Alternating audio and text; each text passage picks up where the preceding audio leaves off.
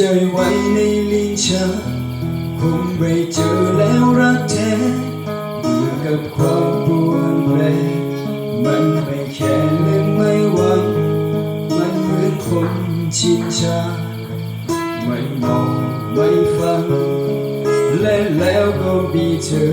เดินเข้ามาคนในลิ้นชักที่ปิดตายเพราะรักเราให้อภัยใจเมามาแบ่งเราที่ฉันลา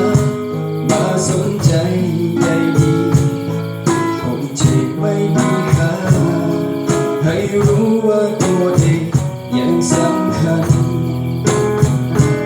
มาจากไหนก็แพ้หัวใจอย่างเธอเมื่อไรที่เพ้อยังนึกว่าเธออยู่ในฝันยังมีหรือ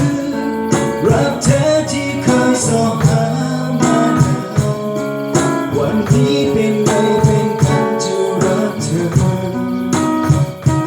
เมื่อเธอรู้ว่าฉันรักก็อย่าทำให้ฉันหลงบอกมาเลยตามตรงมีเรื่องที่หรือฉันเพ้อตอนนี้ยังพอทำใจถ้าสิ่งที่ได้เจอ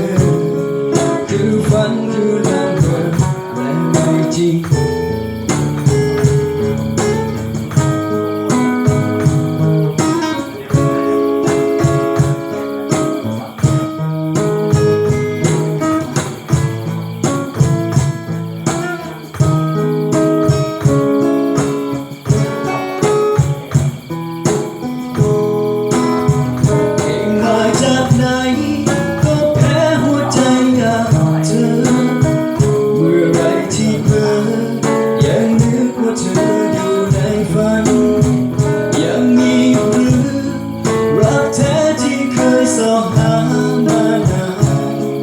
วันนี้เป็นไงเป็นกันจะรักเธอ